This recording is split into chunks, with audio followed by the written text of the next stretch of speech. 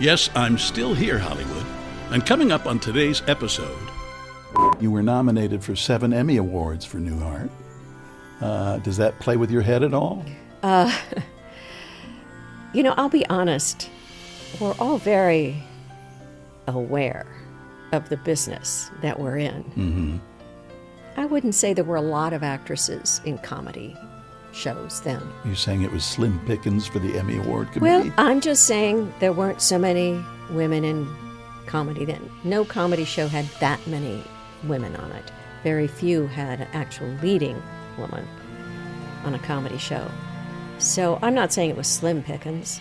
I would say my competition was quite fierce, but not numerous. Has aging in Hollywood affected you?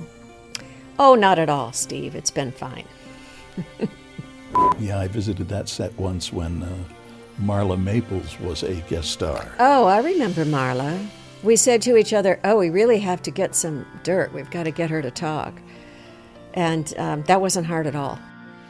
Okay, all. If you grew up on the amazing shows Friends and Seinfeld from the 90s, you missed out on some of the TV comedies of the 80s that laid the groundwork for the genre.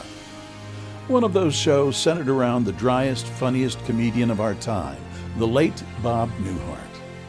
And on his signature show, bearing his name, was an actress, a designing woman, who leapt off of the screen where she stole every scene she was in. This is Still Here Hollywood. I'm Steve Kmetko.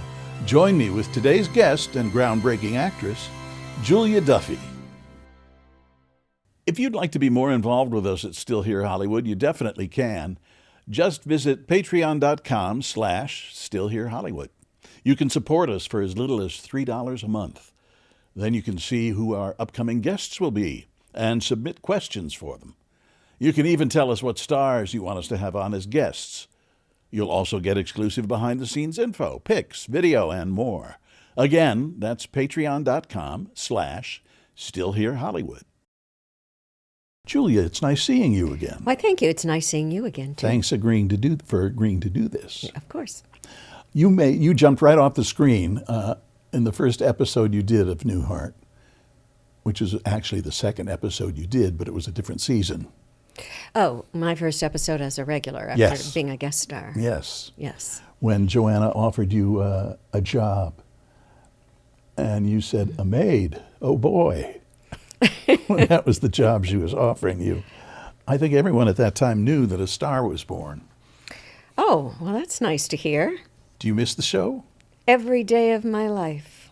There's never been a job like it. There have been wonderful jobs, but if they were here, they would all say the same thing. Really? That no 5 people ever had more fun together ever on this planet than we did. Well, it was such a brilliant cast.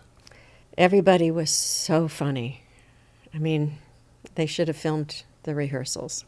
It was absolutely wild. And there were times when we would be laughing so hard. Well, first of all, Mary and I would say, we have to go fix our eye makeup because we'd be laughing so hard we were crying. And in the midst of all of this wildness, Tom would go, and we're getting paid. And that was the whole thing, is that not only would we do it for free, we had so much fun, but on top of that, it had everything else going for it, that job. And it's just hard to top it. And we all knew it, too. We knew it would never be this good again. At the time, you knew? I think we all felt exactly that way. We knew how special it was. It was a sob fest when we had to say goodbye. Of course, I've had other wonderful jobs that were very different, but that was a once-in-a-lifetime thing. That's what you get into this business for. I was so lucky to actually have that. What's it like now? They're all gone, every one of your co-stars. Bob, not that long ago.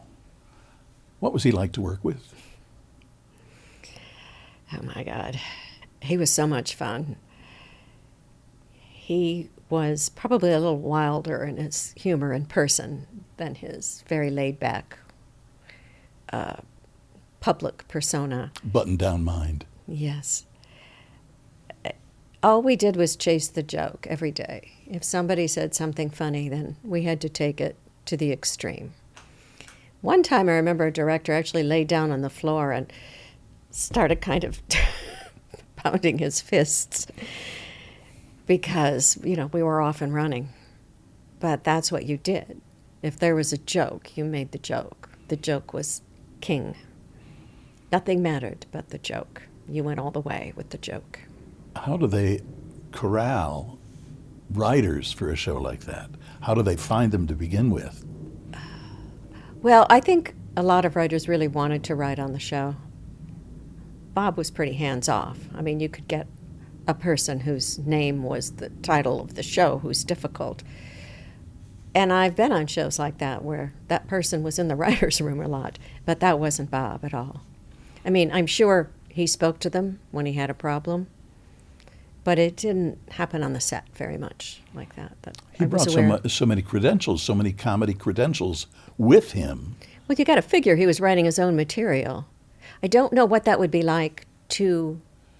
In fact, I asked Barry Kemp this just the other day when I had lunch with him, who was the creator of Newhart. And I said, isn't it weird to be a writer and write for a comedian who's been writing for himself for years? And he said, well, I'm used to it. He said, I'm just used to that now. And I would think that there has to be some kind of a, not necessarily a power dynamic, but creative differences and creative passions that clash. But I felt like Bob did not insert himself very much. I mean, I think he could have more than he did, easily.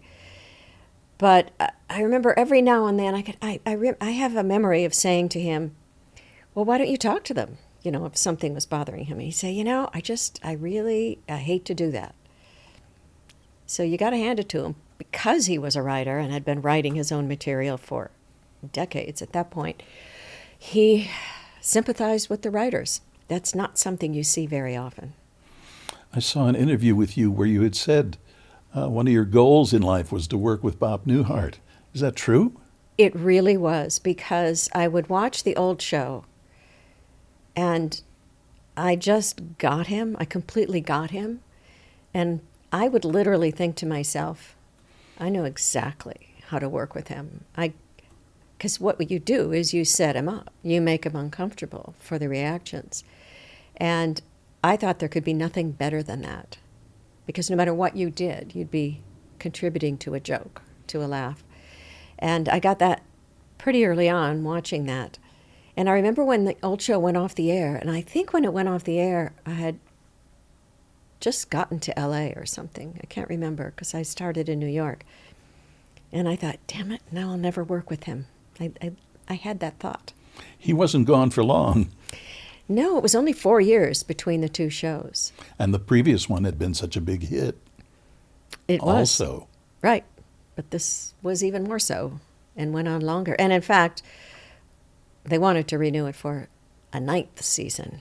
But by then he felt that it was played out. He couldn't stand the feeling of, you get off stage. You go.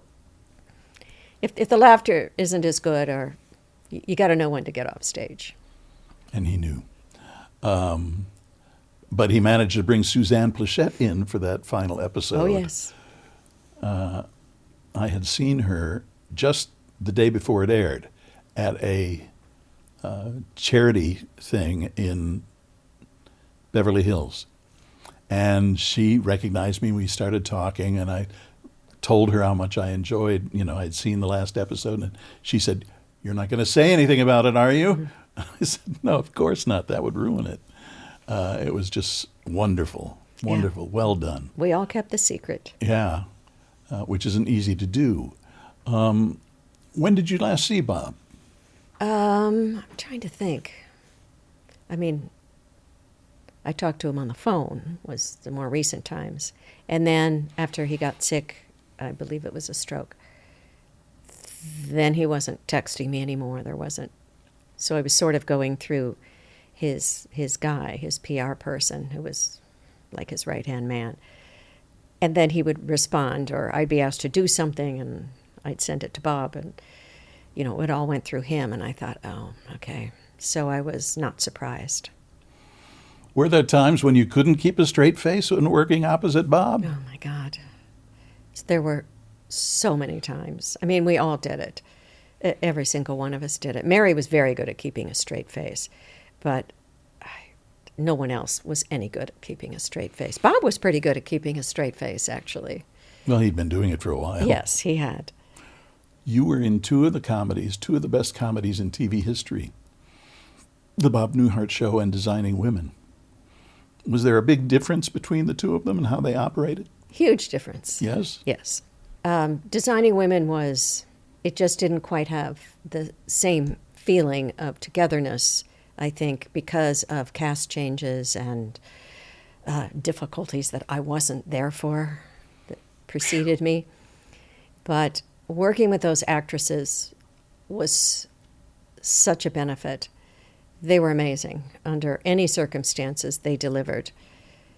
And honestly, I learned from them. I mean, by then I'd, been in the business a long time and done lots of sitcom work. But I don't know, I just kind of saw a kind of professionalism and a soldiering through that was so impressive. And with women. So that it was new to me. I mean, I sort of learned about being a professional woman from them. I remember when they announced you were joining the cast, I thought to myself, and I remember this, it's perfect. She's perfect. She'll fit in just right. And I thought you did. And you were able to deliver a woman's perspective. I mean, all the four of them, or five of them, everybody except Anthony, were able to deliver a I learned from Misak.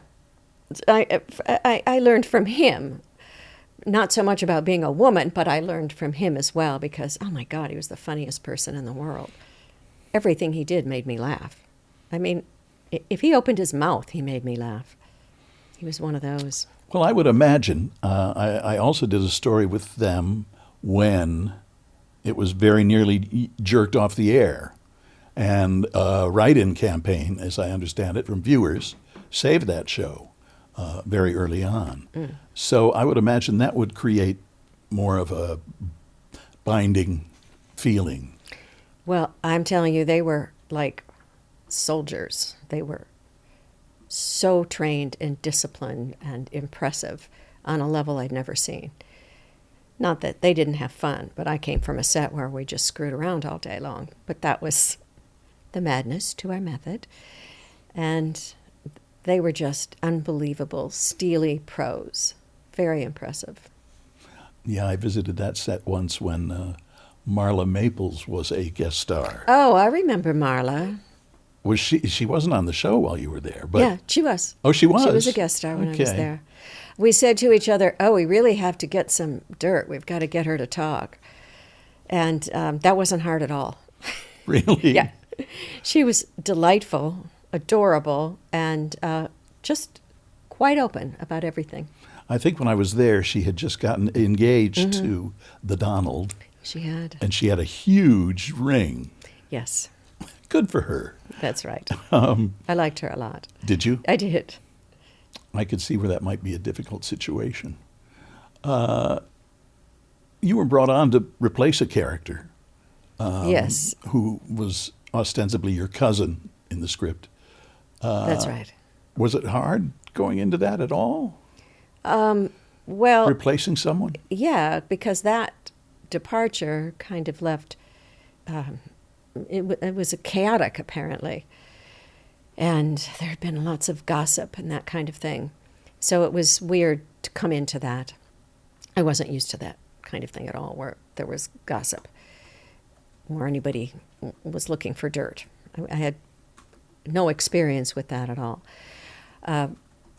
But I don't know, they all handled it so well. And I know that it was weirder for them than it was for me because they'd been through a lot leading up to it. Julia, how did you get into the business? Oh, well, I mean, I grew up sitting about this far from the TV and you didn't have parents saying, you're going to ruin your eyes? No, I was right there saying, I could do that. I'm sure I could do that. And I would see little girls my age. You didn't see a lot of kids on TV in those days. There just wasn't that much young people like it. Now it's all young people.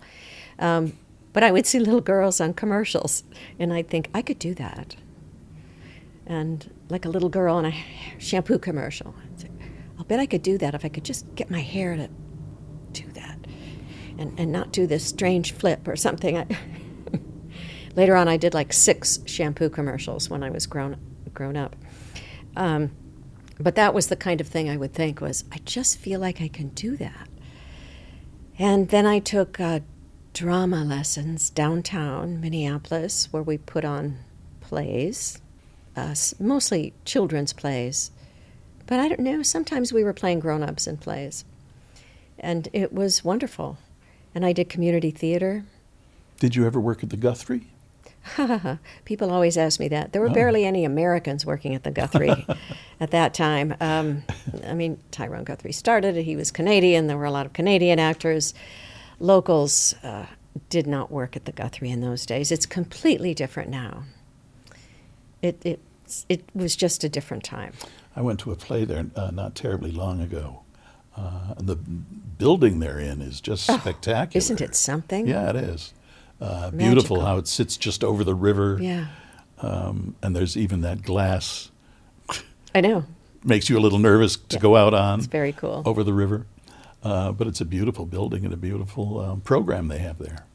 What did you see? I saw, please, it was a play made from an old movie with Cary Grant. What's the one where the corpse is in the thing and he lives with his 2 old aunts? Oh, Arsenic and Old That's Maids. it. That's what they did. Oh, yes. I did know they did that. Yeah. I haven't been to a play there in a while, but my family is still in Minneapolis, so I go back. I love that city, except in winter. I know. That's why it's a great city. Why else would anyone live there? Right. But it is a great city. Like Chicago, same thing. Mm-hmm. In winter, and so you saw these young people on television, and you made up your mind that that's what you wanted to pursue? Yeah, absolutely. There was no question. There was no alternate plan. None. Absolutely not. That had to be it. And so I went to the American Academy of Dramatic Arts, and how I found out about that is I had no idea how ridiculous I was being at the time. What did I know? I read a book, those series of books that star teenage girls. They're usually twins. You wouldn't know, you're a guy. But we all read those at that age. So I was like 11, and it was the Something Twins, and there was... The Bobbsey Twins? No. Oh, I read those too. This is more teenage. See, I read the Hardy Boys. I read those too. Oh, did you? Yes. But in this book, they were in high school, and I was like 11 reading about what it's like in high school from these books. And one of them wanted to be an actress, and she went to the American Academy of Dramatic Arts. And there was a scene in the book where she went to the school and met the head of the school. And I believe now, since I got to know him, that it was based on the real head of the school. And I decided that was where I had to go. So I somehow found their address in the back of a magazine where there were ads for schools. And I wrote to them, and I got their booklet. And that's where I had to go. So when I was 17, 18, I auditioned, and I got in. And the head of the school was just like the guy in the book. So if I hadn't read that book when I was 11, I don't know where I would have gone, but that's where I went. And your family was supportive? Well, they kind of had to be supportive because I was broke. It'd be so exciting when they'd write me a letter and there was a $5 bill in it.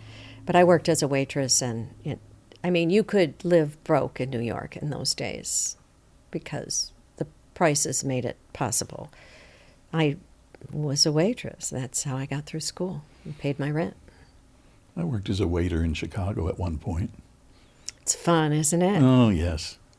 Our biggest, the most fun we had once was it was attached to a theater, and whenever there was a star performing there, they'd always come up to our restaurant for a meal. And the biggest thrill was meeting Phyllis Diller. I worked at Schraff's in New York, which Oh. for listeners of a certain age would know that I am a walking cliche. Went to New York to be an actress and was a waitress at Schraff's. We got, believe it or not, celebrities in there. I don't know what they were doing in there, but I guess they were just walking by. We waited on Mel Brooks and Anne Bancroft one night. We took turns. There was a different person bringing them every course, because that was the only fair way to do it, is that we all got a chance. So What'd you do about the tip at the end? I don't recall. Maybe it's best that way. Yeah.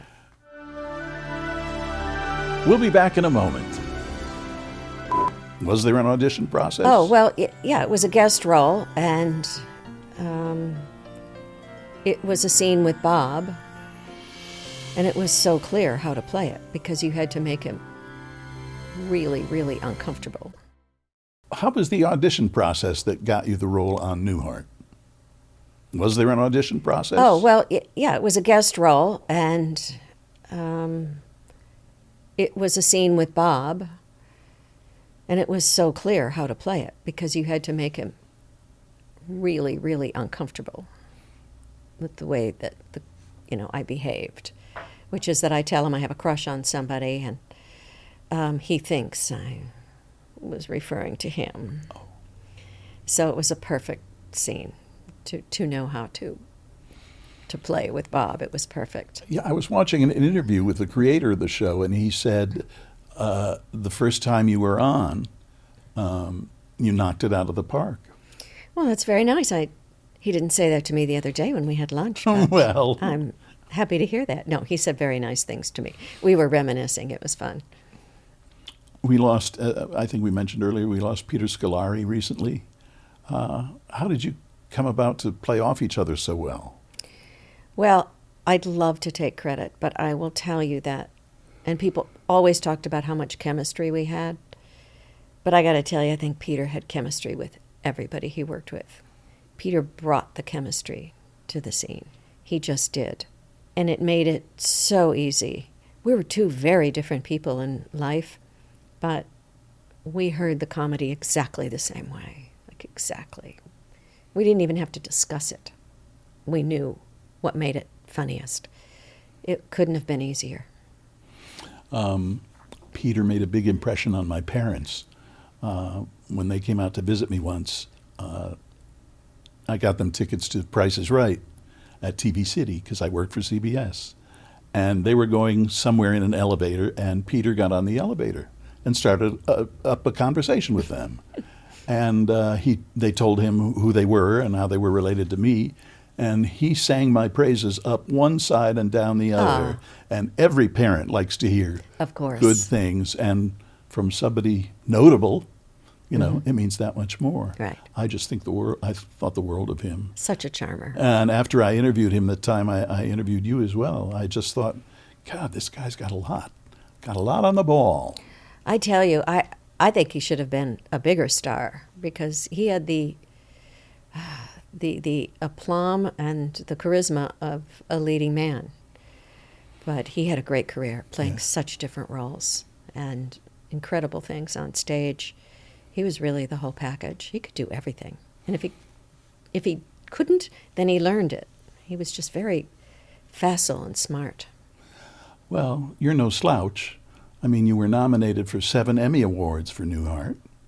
Does that play with your head at all? I'll be honest. We're all very aware of the business that we're in. Mm-hmm. I wouldn't say there were a lot of actresses in comedy shows then. I wouldn't say there were a lot of females on the comedy shows then. And I'm not trying to sound modest, but the realities of the business you can't ignore. They're very obvious to those of us in the business. Are you saying it was slim pickings for the Emmy Award committee? Well, I'm just saying there weren't so many women in comedy then. No comedy show had that many women on it. Very few had an actual leading woman on a comedy show. So I'm not saying it was slim pickings. I would say my competition was quite fierce, but not numerous.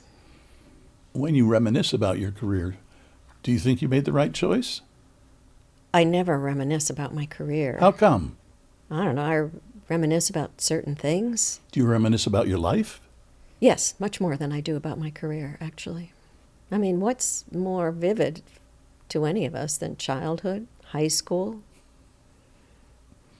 Adulthood. Sometimes. Yeah, I don't reminisce so much about adulthood. Oh, no. But the career is just, one thing at a time. You don't know how many things didn't happen. Unless someone tells you. Yeah, I mean, and how many auditions that there were that you didn't get. That's the whole picture. Didn't you write a book called Bad Auditions? Oh, I did. Thank you for reminding me. I did, although I'll tell you, by the time it came out, it was it made no sense anymore because the business had changed so much that, I hoped that the general idea of it was you cannot be too prepared to young actors. There's no such thing as over-preparation. I hope that got across to anybody who read it. But the business changed drastically with self-tapes especially, so that, you're not in the room anymore for an audition. But I had started writing it in little bits and pieces, just thinking about it, a long time before it was published. So I didn't quite realize that it was soon going to not be that relevant. Can you tell me what was the worst audition you ever had? Oh, well, let me think. I've got so many to choose from. Okay, I'll tell you about a recent one. No names, however. You still audition? That doesn't seem right. Everybody auditions, Steve. I suppose life is an audition. Everybody auditions. Okay. Not Tell the me. movie stars. But then there's a big gap that isn't filled by anyone, and and you go down, and it's everybody's auditioning. Oh. I know. I do think the industry would be better if people didn't typecast so much and were more creative and bolder about casting. And I don't mean so that we didn't have to audition so much. It would be better if there was more boldness and creativity in the world of casting. How do you feel about improvisation? I love improvisation. Oh, I adore it when I'm asked to improvise. Love it.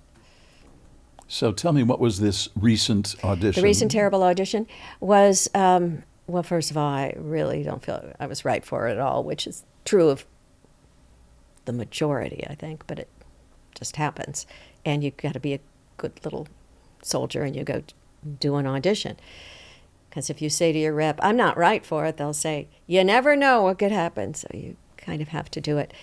But it was in person, and it was the first time for me in 4 years to do an in-person audition. And it took me, you have an idea, from Calabasas to Universal,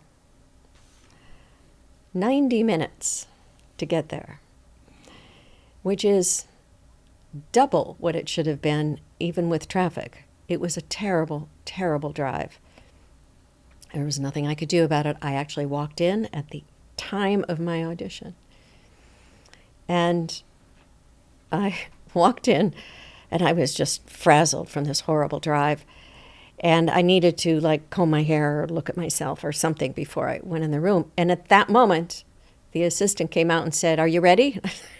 I was barely out of the car. I just walked in, and I said, I just need to powder my nose, okay?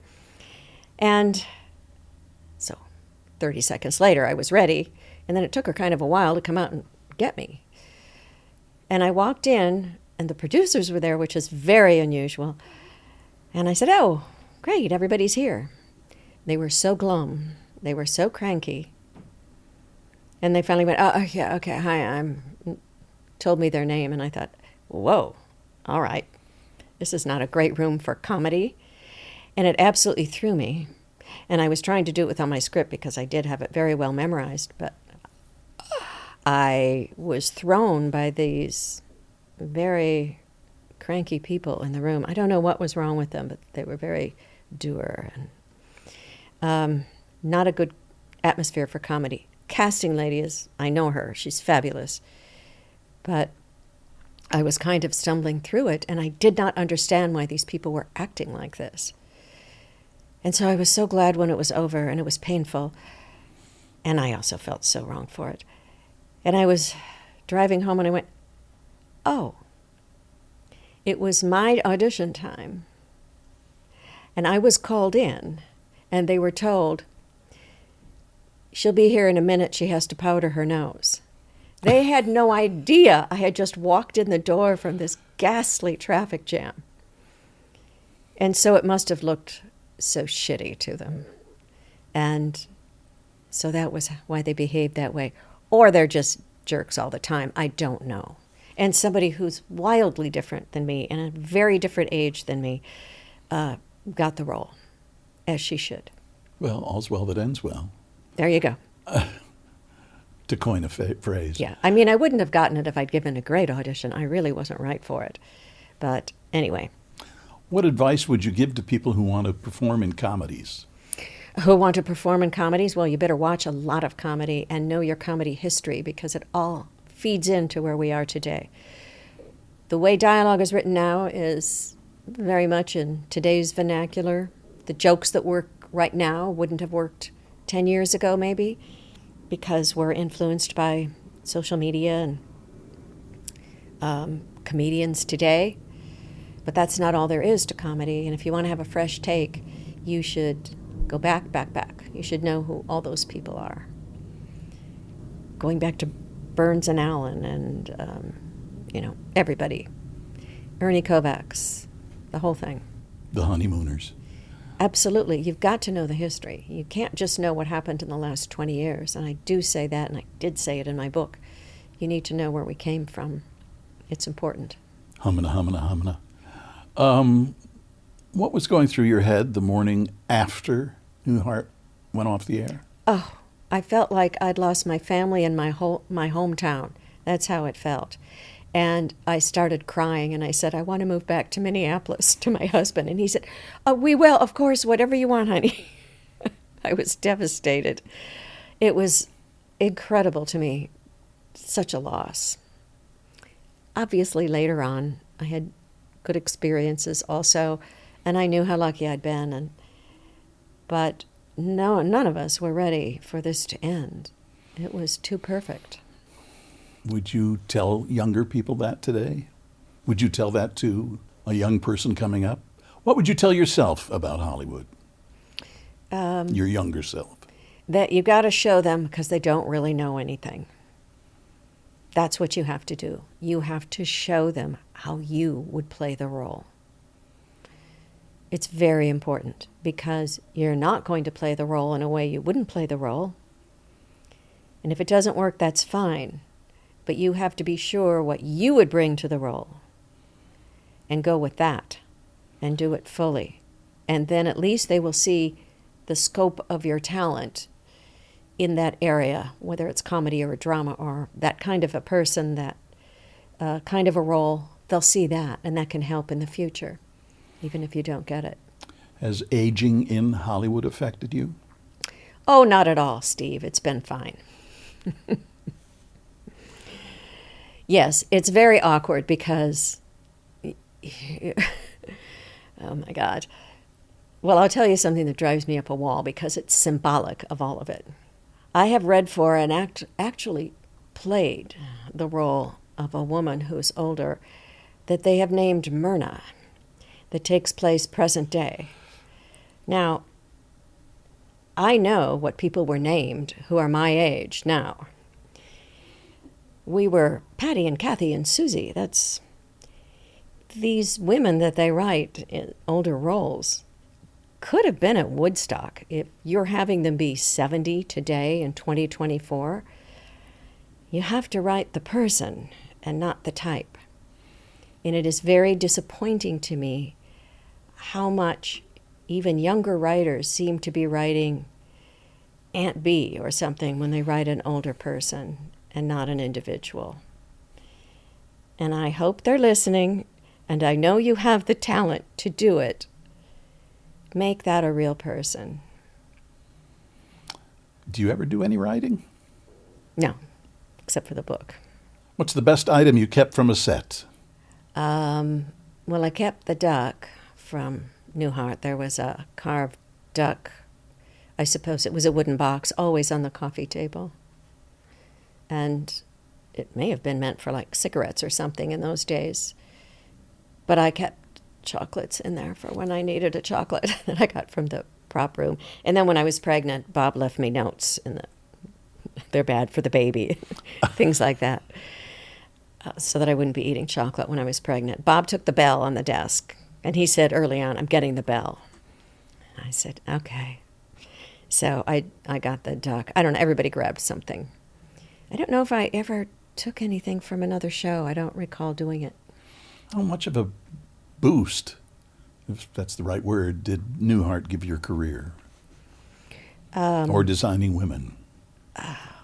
You know, it's kind of hard to know what goes on in those offices and things as far as... You never really know where you are unless you're at the top.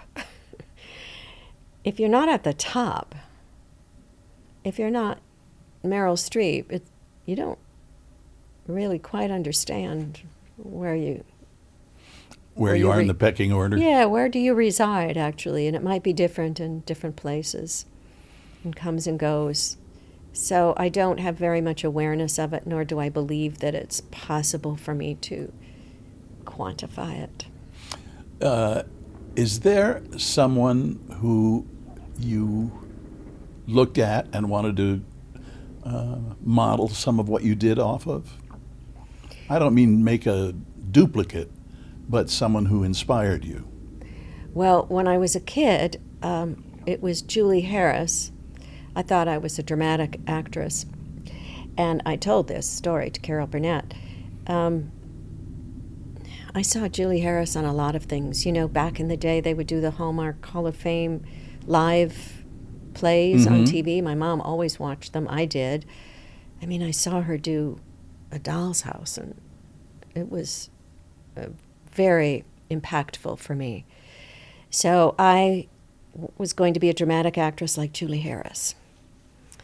And at the same time, I was watching the Gary Moore show. And when Carol Burnett left to do Once Upon a Mattress, I was extremely upset that she wasn't going to be on the show anymore because I was crazy about her, which tells you something. I didn't see that many funny women, you know. And Imogene Coca, I was mad for Imogene Coca, although I was really little when she was on the air. But I caught up later on. I mean, I own all of the tapes of your show of shows. And my mom would say to me, "You know, I think you should do comedy." And I thought, oh, I'm a dramatic actress. Doesn't she know that? And I think she knew what she was looking at. I think she got it. They're always the last to know. And I did one time. I was like this far from Imogene Coca after some kind of an awards event. I can't remember. Waiting for our cars, and I just could not screw up the courage to talk to her. And I regret it. I did meet Sid Caesar, who I was quite enamored with. And I told him what I thought of Imogene Coca. First of all, he said, "I can't believe you know who I am." And I said, "What? I'm in comedy. How could I not know who you are?" He said, "People your age never know who I am." And I said, "Well, they should."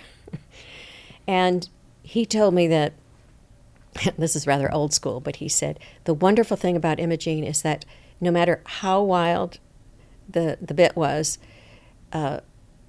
she was always a lady. And I never quite knew how to compute that. But, of course, that was the 50s, and it would have been hard for a woman to, how do I say this, to do what the comedy needed, what you knew you could do with it, how far you could go. There would be that thing that would be there that men don't feel. Is it attractive? Is it okay? It's there, whether you want it to be or not. So God bless Imogene Coca and Lucille Ball and Carol Burnett. And, of course, now I have been able to work with Carol Burnett, so I can die happy. She's an amazing person. I saw Julie Harris once in Driving Miss Daisy at the Henry Fonda Theater in Hollywood. And I got to interview her beforehand, and she was So delightful and so business. She was about business. And she was appearing with Brock Peters, who was also... Oh, God, they must have been great. They were great. They were great. One of the benefits of my job was getting to meet people and see people. Would you count Carol as one of your heroes in the business? Oh, absolutely. And having worked with her, well, it was just heaven. In this show that I did that's coming up, we're about to do season 2, Palm Royale. That show has gotten a lot of publicity. Well, wait till you see season 2. Oh, okay. It's wild. It's really something. Yeah. Do you have a guilty pleasure TV show? Do I? Let me see. If we were to... Oh, okay. Well, no, I don't like to say that because then it sounds like it's a bad TV show. Oh. So I can't say that about a TV show. Okay. If we were to drop in at your house one night during the week, what would we catch you watching? Well, I hate to say this, but probably British TV. Oh. So my husband and I watch so much British TV. It's in our wheelhouse. Comedy, Would I Lie to You, QI. I'm crazy about British comedians. I love them so much. And it's just our taste. We love it. And, of course, the murder mysteries. Murder, comedy, we love them both. What's the scariest thing that ever happened to you on a set? Well, now, let me think about that. Oh, I got hit in the head with a broadsword. I did. I did a show called Wizards and Warriors, and I played a princess. And there was a sword fight scene, and the guys had rehearsed it. And then I was there, and so they brought me over with the fight coordinator, stunt coordinator, whatever you call him, a choreographer. And so they go like this with the sword, and they come around, and then you duck, and they show me this, and we practice it a couple of times. Well, you're working with a couple of young actors, and they're doing it step by step with the fight choreographer. And then they say action, and these young bucks, the testosterone is going. And that thing came around so fast, and it knocked me completely down. And the director ran over and started asking me questions and asked me what year it was. And I thought he was joking, so I didn't answer. And I panicked him for a moment. It was scary for him, I think. And on the same show, another scary thing was that I had to come face to face with a cobra. And so they were showing me how I would run up these stairs, trip, and then just above me a little bit on these stairs, on the stair, is a cobra, which they would tease into striking position. Putting its hood up. And that was putting its hood up, and that was the shot.